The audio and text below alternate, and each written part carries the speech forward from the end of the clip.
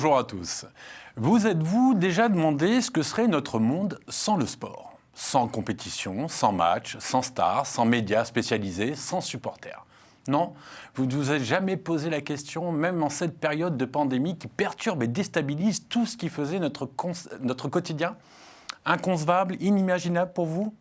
Eh bien, je pense que vous avez raison, parce que le sport tel que je viens de le décrire n'est en fait que la partie émergée de l'iceberg. C'est le produit fini. Mais au-delà des émotions, du plaisir, des joies et des espoirs, il y a la partie immergée, celle des rivalités nationales, du soft power, de la géopolitique, de l'histoire. Le sport est un élément essentiel de la puissance d'un État. Il est aussi un des tout premiers vecteurs de paix, mais le sport d'avant. Pas celui des stades vides ou des ersatz de matchs avec des bandes-son. Non, pas celui d'un vainqueur du Grand Chelem qui lève le trophée devant une tribune vide. Le sport se pratique, se regarde, se vit ensemble. Localement, le sport, c'est le lien social des territoires, qu'ils soient amateurs ou professionnels. Alors, est-ce que, comme certains le disent, le sport est en train de vivre la pire crise de son histoire ? Et quand bien même, et si c'était le cas, quelles conséquences cela peut avoir sur les relations internationales, sur l'avenir des grandes messes sportives, comme la Coupe du Monde ou les JO ? Quelles incidences directes cela pourrait avoir sur ce qui fait notre vivre ensemble ? Eh bien, la bonne nouvelle, c'est que mon invité devrait pouvoir répondre à ces questions.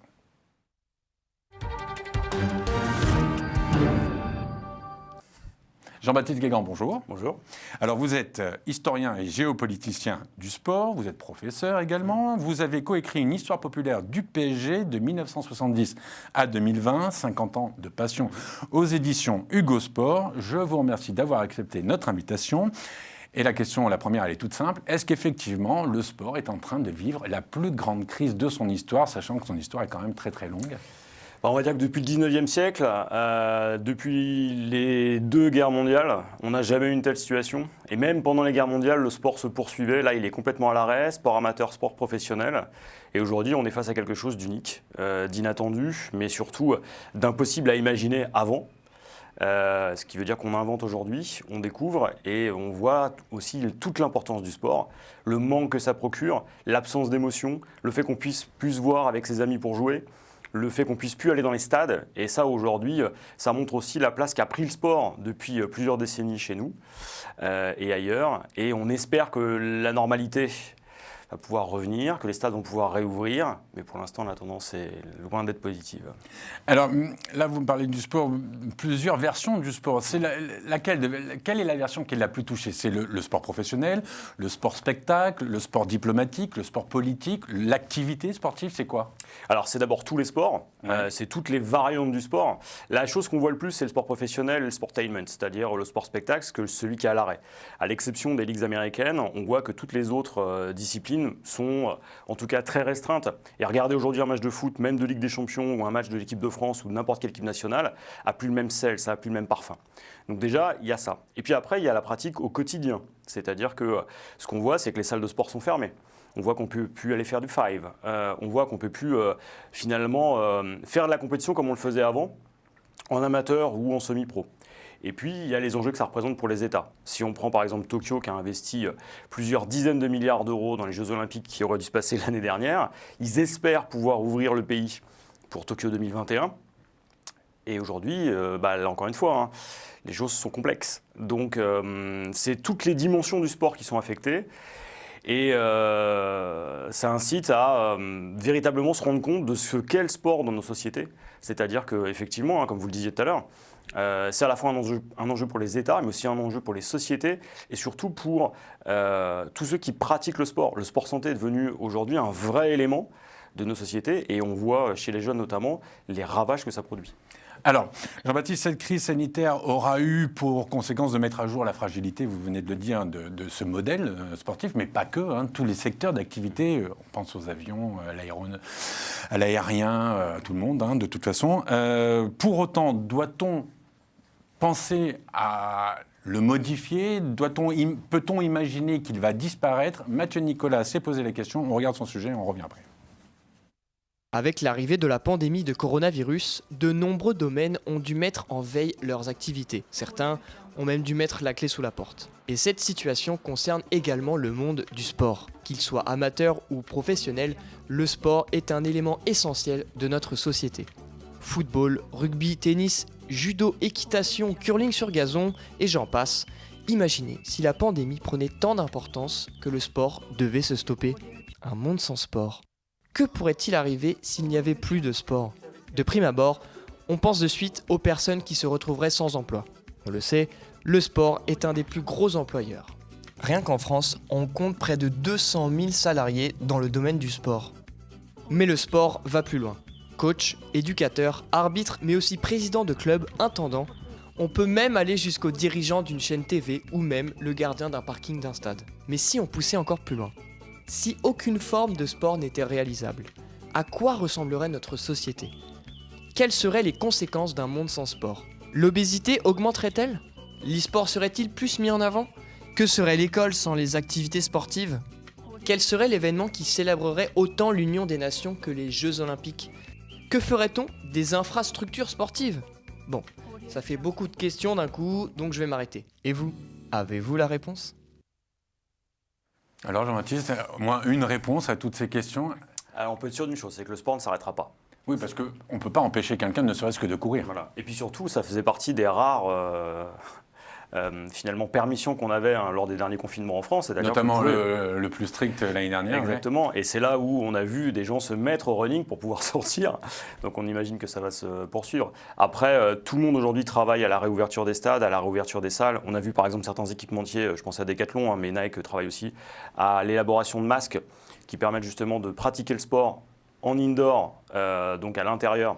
Non mais ça, Jean-Baptiste, même s'il y a un masque, le jour où ce sera autorisé, tout le monde va l'enlever. C'est pas fait pour que ce soit, c'est pas fait pour être pérenne. Mais la question, est-ce que dans l'histoire du sport, il y a eu un moment compliqué? Alors, on l'a vu tout à l'heure, vous me l'avez dit, jamais on s'est retrouvé dans la situation actuelle, mais est-ce qu'il y a eu un moment compliqué qui a obligé toutes les instances du sport et tous les États à repenser le sport, à repenser son modèle économique, enfin, je ne sais pas, est-ce que d'abord c'est arrivé ? Est-ce qu'il y a eu des moments charnières dans l'univers, dans le monde du sport ? Alors, avec une telle force, une telle amplitude, et à l'échelle mondiale, jamais. C'est-à-dire que même au moment de la Première Guerre mondiale, où les choses se sont arrêtées, on a continué à jouer. Et le niveau de professionnalisation n'était pas le même. Pour la Seconde Guerre mondiale, il y a eu une remise en cause et on a accéléré la professionnalisation. Et même pendant la guerre froide, même avec l'usage qu'ont fait les États-Unis, l'Union soviétique du sport, outil de propagande, clairement. Outil de propagande, d'idéologie, etc. On n'avait pas cette dimension-là. Là, il faut imaginer que le sport s'est arrêté partout, en même temps, sur la totalité de la surface du globe, affectant plusieurs milliards de personnes d'un coup. Et ça n'est jamais arrivé, parce qu'avant, il n'y avait pas autant d'échanges, il n'y avait pas autant de flux. On n'avait pas aussi une telle pratique du sport. Le sport, c'était pas autant mondialisé. Et puis, on ne regardait pas le sport. On ne le regardait pas de la même manière. Les premiers matchs de football, par exemple, à la télévision française, c'est les années 80. Il n'y en avait pas avant. Saint-Étienne. C'était des matchs ponctuels. Ah oui, d'accord, vous voulez dire de façon récurrente. Voilà. Et donc, finalement, le sport à la télé, c'est relativement récent. C'est une cinquantaine d'années, pas plus. Là, ce qu'on voit, c'est un tsunami. C'est-à-dire que la totalité des fondements du sport depuis un siècle et demi ont été remis en cause. Et tout ce qui était professionnalisé, en gros depuis le début du XXe siècle, est tombé par terre. À partir de quel moment le sport n'a plus été sport ? Enfin, c'est quoi ? C'est 36, la coupe les JO de Berlin, la bataille entre Owen et Hitler, c'est-à-dire en fait une bataille d'idées, d'idéologie, quoi, qui a pris le pas sur le sportif purement. C'est ça le moment, le charnière ? Le sport a toujours été politique. Dès la relance des Jeux Olympiques par Coubertin, l'idée c'était de faire des soldats. De faire des sportifs d'abord de bons soldats. Oui, parce que voilà. En préparant l'émission, j'ai vu ça. C'est suite à la guerre de 1830 1870. La guerre prusse, voilà. Où il y avait un décalage physique, ne serait-ce que physique, c'est ça C'est ça. Les Français se sont demandé pourquoi ils s'étaient fait battre. Et donc, il y a deux choses qui sont sorties. La maîtrise de la géographie, c'est pour ça qu'en France, on étudie l'histoire et la géographie, et la pratique du sport. C'est pour ça que Coubertin, quand il a relancé ça, faisait des Jeux un instrument de paix, de rapprochement des peuples, mais aussi un auxiliaire pour éventuellement gagner la guerre d'après, puisqu'il fallait récupérer l'Alsace-Lorraine. Donc il y a toujours eu cette politisation du sport. Mais là où vous avez raison, c'est que dans les années 20 et 30, donc à partir de Mussolini, on a vraiment vu les régimes totalitaires instrumentaliser le sport et en faire finalement ce qu'on en voit aujourd'hui. Un instrument pour faire passer ses idées, pour construire une image nationale et internationale qui soit favorable et maîtriser la com autour. Ça, c'était pas aussi pensé avant, et c'est vraiment à partir des années 30 qu'on a vu la bascule. 36, c'est l'exemple, mais ça avait commencé en 1934 avec la Coupe du Monde remportée par les Italiens. C'était en Italie. Et en 38, ça s'était passé aussi en France. La fameuse Coupe du Monde qu'on a quasiment tous oubliée. Oui, d'ailleurs. Voilà. Et ce qui est assez intéressant, c'est de voir qu'il y a eu une pause avec la Seconde Guerre mondiale. Et avec la guerre froide, ça s'est intensifié. Et dès les années 50-60, le sport, le jeu, n'est finalement devenu qu'un instrument au service des États et d'autres intérêts. Ben, c'est la question que j'allais vous poser justement. Maintenant, ça représente quoi le sport pour un État? Parce qu'en fait, toutes les grandes puissances sont placées au niveau sport, soit au foot, soit au tennis. Il y a l'Inde peut-être qui est pas, à part le cricket, mais dans les 10 plus grandes puissances mondiales, ils ont une identité sportive. Aujourd'hui, le sport est un marqueur de puissance, c'est un révélateur de la puissance des États et de leur capacité à peser sur la scène internationale. Et même l'Inde s'y met. On voit Narendra Modi, donc le Premier ministre indien, qui a commencé à jouer d'abord sur l'image du yoga, il se sert beaucoup de ça. Et surtout, il a décidé d'investir dans des programmes de sport pour que l'Inde puisse exister aussi et associer à sa puissance économique. Aujourd'hui une puissance sportive. On voit par exemple ce que fait la Chine. Aujourd'hui, on ne peut pas être une puissance mondiale, ou en tout cas avoir vocation à l'être, si on n'est pas une puissance sportive. La France a la chance, par exemple, d'organiser les Jeux Olympiques de 2024, mais aujourd'hui, il n'y a plus un État qui s'affranchisse de ça. On le voit avec la Corée du Sud, on le voit avec la Chine, on le voit aussi, par exemple, à Dakar avec le Sénégal, qui devait organiser les Jeux Olympiques de la jeunesse en prévision d'éventuelles Olympiades d'été en Afrique. Aujourd'hui, si vous voulez montrer que vous êtes attractif, moderne, et que vous êtes capable d'attirer à la fois le monde, les investisseurs, les touristes, et donc le développement, vous devez être une puissance sportive.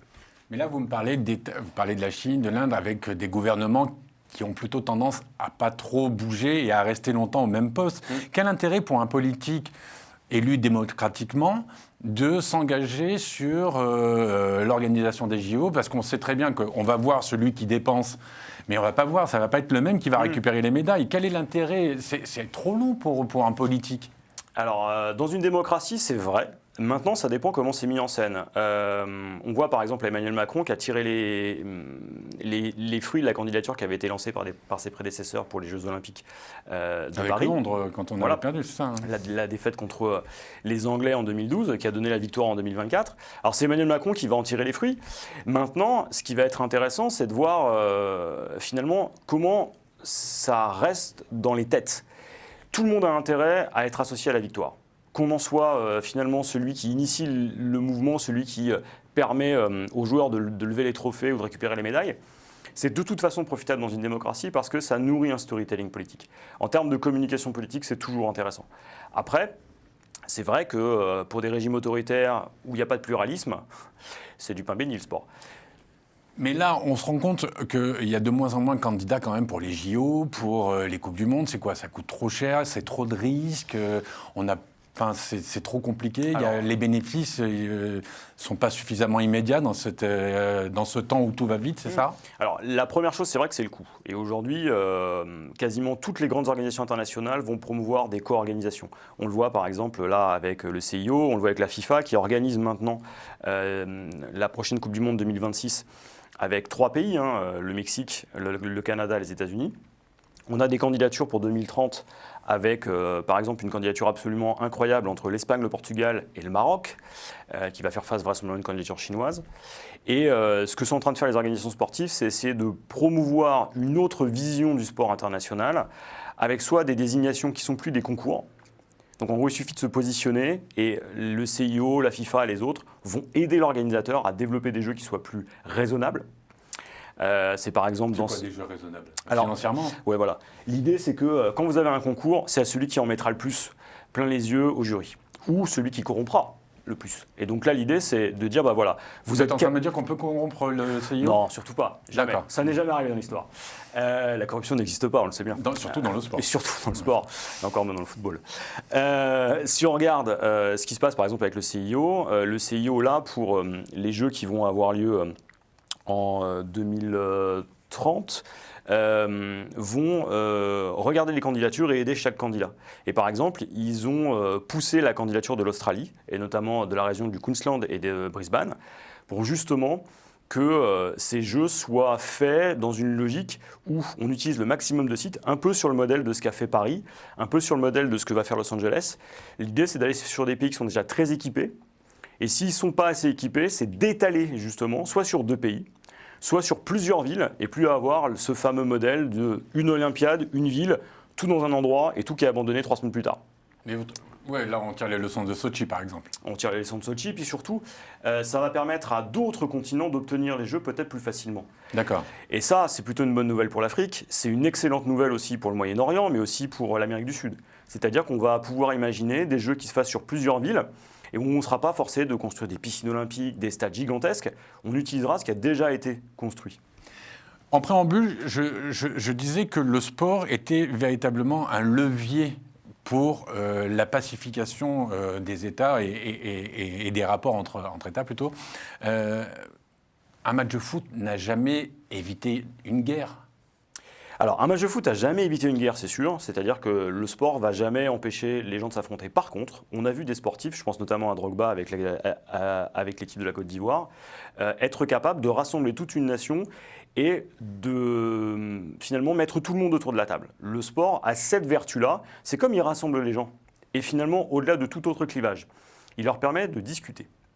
Et en diplomatie et même en politique, si vous êtes capable déjà de discuter autour d'une table, eh ben vous avez déjà sacrément avancé. Et en l'occurrence, ce qu'on voit, c'est que le sport aujourd'hui sert de moyen pour faire finalement avancer certaines négociations secrètes ou les accélérer. Quel type de négociation secrète? Vous en avez une Iran-États-Unis, par exemple, en 1998, on voit qu'une partie des tensions qui existaient sont apaisées puisque les dirigeants iraniens et américains se retrouvent dans les tribunes et dans la coulisse, on discute. Alors qu'il y avait une rupture complète des relations. Et sur la décennie qui suit, ça s'améliore. On se sert de ces événements-là pour se rencontrer. Un autre exemple, c'est Kim Jong-un, pendant les Jeux de 2018 à Pyeongchang, les Jeux d'hiver. La Corée du Nord en fait des tonnes avant en expliquant que c'est pas possible. Voilà, tout le monde craint pour les Jeux. Et en réalité, en coulisses, on discute. On échange. On discute sur quoi? Alors, on discute de la possibilité de rapprocher les 2 Corées, d'avoir une équipe commune. C'est ce qui va se passer. On équipe. Alors, ça aboutira pas à la réunification des 2 Corées, mais ça a un avantage. On voit par exemple, je pense au Cameroun, mais on le voit aussi au Nigeria, le sport a cette possibilité aussi de faire passer des messages, de rassembler les fractions autour du drapeau. Ça crée de l'unité nationale. Alors que, on le voit par exemple pour le Cameroun, on le voit aussi pour l'Algérie, dans des situations sociales et politiques complexes, c'est dur parfois pour les gouvernants en place.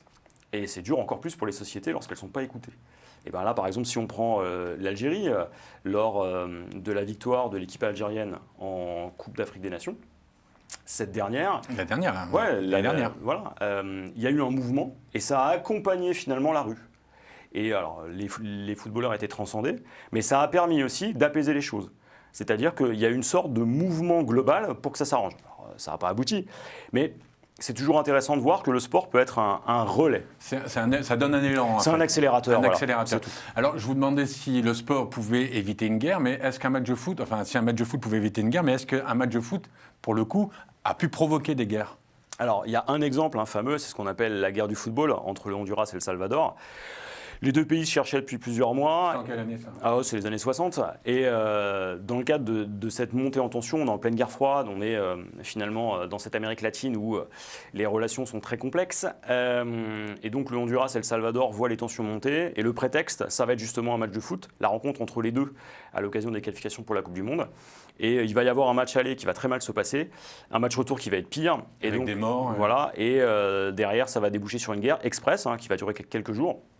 Et cette guerre du football, qui va être présentée comme telle, va montrer à quel point le football peut être, et le sport en général, un catalyseur, une manière d'accélérer finalement les tensions et de libérer finalement les passions. Parce que c'est ça aussi.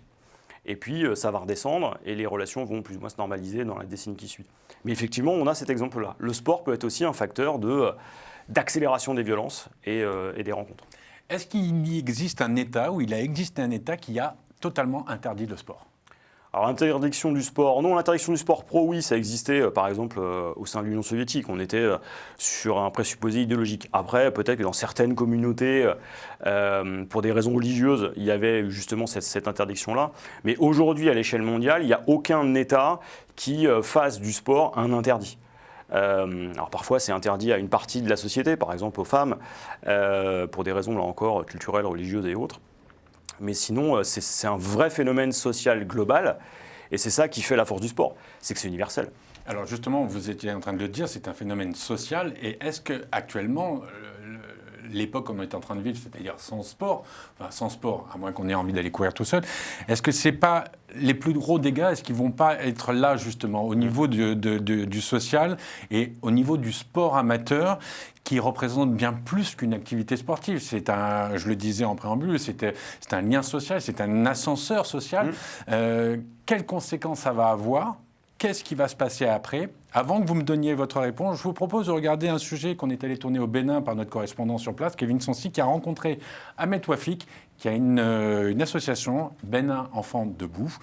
Et lui, il sait ce que c'est que le social au niveau du sport. On regarde et on se retrouve après. Le sport défini comme l'ensemble d'exercices physiques qui se pratiquent sous forme de jeux individuels ou collectifs est-il important pour le vivre ensemble ? Consolide-t-il le lien social ? Ahmed Taoufik, basketteur international, nous répond. Alors, le sport est un élément capital pour moi personnellement. Pourquoi ? Parce que premièrement, le sport nous maintient en bonne santé. Je pense qu'on a besoin d'une activité physique quotidienne. Donc quand je dis en bonne santé, c'est bonne santé physique et mentale. Deuxièmement, le sport, c'est un grand vecteur de connexion et de network, surtout les sports collectifs. On apprend on apprend de soi, dépassement de soi, on se fait des nouveaux amis qui deviennent même des membres de famille. Moi, j'ai des gens avec qui j'ai joué au basket il y a de très longues années qui aujourd'hui sont des membres de ma famille. Et troisièmement, le sport, c'est un gros vecteur de développement. On a bien vu ce que le sport professionnel peut apporter dans les vies des gens, comment ils impactent des vies des gens de manière positive, de manière économique. Le sport, au niveau maintenant global, est très très important parce que quand on voit par exemple l'impact d'une Coupe du Monde dans un pays qui reçoit la Coupe du Monde, l'impact des Jeux Olympiques au niveau culturel, au niveau social, au niveau infrastructure, au niveau même richesse. Donc le sport, c'est vraiment pour moi un élément très important de la vie de l'être humain. Le sport étude longtemps négligé demeure cependant un facteur important pour le développement de l'un ou de l'autre. Moi personnellement, je me rappelle moi quand je grandissais, des fois on était obligé de se cacher pour aller faire du sport. Parce qu'à l'époque, on avait cette incompréhension là où que le sport et les études n'étaient pas compatibles. Et moi, j'ai pu démontrer ça à mes parents. Au contraire, le sport me permettait moi d'être concentré sur mes études. Parce que je savais que si je n'avais pas de bonnes notes, je ne pouvais pas continuer le sport. Aujourd'hui, c'est quelque chose qui est obligatoire aux États-Unis. Si tu n'as pas les bonnes notes, tu ne joues pas au basket. Et donc, moi, je pense que c'est compatible. Pour vous dire, la majorité des joueurs draftés en NBA ont des diplômes. On n'en parle pas beaucoup. Donc le basket et le sport en général, c'est un facteur important pour les études. Président de l'association Enfants du Bénin Debout, Ahmed Taoufik entend donner espoir aux jeunes à travers le sport, la culture et l'éducation. L'association Enfants du Bénin Debout, on développe, comme je dis, le sport, éducation et culture. Donc le sport, c'est très important pour nous. Donc tous nos enfants, on fait en sorte qu'ils aient une activité sportive quotidienne. Okay. Et aussi, on essaie de développer le sport à l'échelle plus large que ça. Et notre objectif, c'est aussi pouvoir aller faire d'autres sports, aller vers d'autres sports, encourager d'autres sports. Là, on discutait avec quelques associations qu'on parraine au niveau du football, par exemple. Donc le sport, c'est vraiment quelque chose d'unique, quelque chose d'important. Pour moi, je pense que le sport, c'est le passeport pour la réussite. Il est là le plus gros danger, Jean-Baptiste, c'est briser ce droit au rêve, ce droit à une autre vie, à un autre destin. Ouais, je pense que l'arrêt du sport, c'est finalement un frein qui est imposé à notre imaginaire. C'est-à-dire le fait qu'on puisse sortir de là où on est. Si on vit dans un endroit où finalement on est plusieurs dans quelques mètres carrés, le sport, c'est la possibilité de sortir, c'est la possibilité d'aller au-delà de ce qu'on vit au quotidien. C'est la possibilité aussi de rêver. Et c'est la possibilité de croire en ses chances. C'est une école de la réussite. C'est une école aussi psychologique pour se dépasser. C'est aussi un moyen d'apprendre les règles. On voit par exemple que quand vous êtes un migrant ou un immigré de la première génération, ce qui fait que vous intégrez plus facilement les codes du pays dans lequel vous venez d'arriver, c'est par le sport que ça passe le mieux. Et puis on voit aussi qu'en termes d'apprentissage, même quand vous venez d'un milieu défavorisé, on se rend compte que le sport va faciliter l'apprentissage parce que le corps suit. Et là, on le voit avec les études, on voit qu'avec l'arrêt du sport, on a 40% des capacités sportives et cardiaques des gosses qui ont baissé dans les classes de CE2. Et ça a un impact sur l'apprentissage. C'est 20% finalement des capacités cognitives des enfants qui sont affectés. Et ça, c'est important de dire que le sport, c'est pas simplement courir. C'est connaître les autres, se connaître soi-même, dépasser l'endroit d'où l'on vient. J'ai l'exemple d'un ami, pareil, avec un très haut niveau de diplôme. Et il faisait du foot dans son club. Et son club l'a amené dans des endroits où, par sa famille, il ne serait jamais allé. Très haut niveau d'études, quelqu'un de brillant, extraordinaire. Et il a compris aussi les problématiques de ceux qui étaient littéralement de l'autre côté du périphérique. Et inversement, on le voit tous les jours. Je prends l'exemple de LeBron James, le basketteur américain, qui a une vie qui est quand même extrêmement compliquée. Il s'en est sorti par le sport. Aujourd'hui, c'est devenu un homme d'affaires. C'est quelqu'un qui est brillant, mais c'est aussi par le sport qu'il s'est affirmé. Et c'est justement ça qui va manquer. C'est cette possibilité d'avoir une échappatoire, un dépassement, une ouverture. C'est le pouvoir de l'imaginaire, finalement, qu'on enlève en arrêtant le sport. Alors Jean-Baptiste, on arrive malheureusement au terme de cette émission. Alors, la question qui tue, la dernière, comment vous voyez-vous l'avenir ?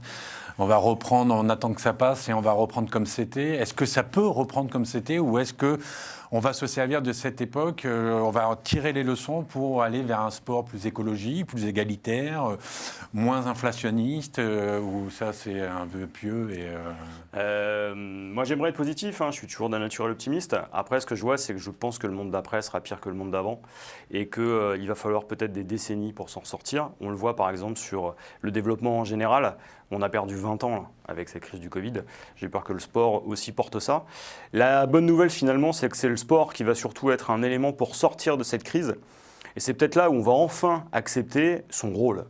On voit aujourd'hui que les politiques, quel que soit le pays, considèrent le sport autrement. Et c'est peut-être ça la bonne nouvelle, c'est qu'on va enfin finalement se servir de ça pour regarder le futur autrement. Et c'est là où justement on va laisser une place plus grande aux femmes, aux minorités, à la diversité. Et on va repenser, parce qu'on part de ruines, un autre modèle sportif. De ruines. Regardez le sport professionnel, regardez ce qui va en rester, regardez l'état du sport amateur. Aujourd'hui, si ça dure encore 6 mois, 1 an de plus, oui, on va être sur des ruines. Jean-Baptiste Guégan, merci beaucoup d'avoir accepté l'invitation. Merci d'avoir participé à cette émission. TLS+, c'est terminé pour cette semaine. On se retrouve bien évidemment la semaine prochaine pour un nouveau TLS+. D'ici là, continuez à vous informer en regardant Télé Sud. Au revoir, à bientôt.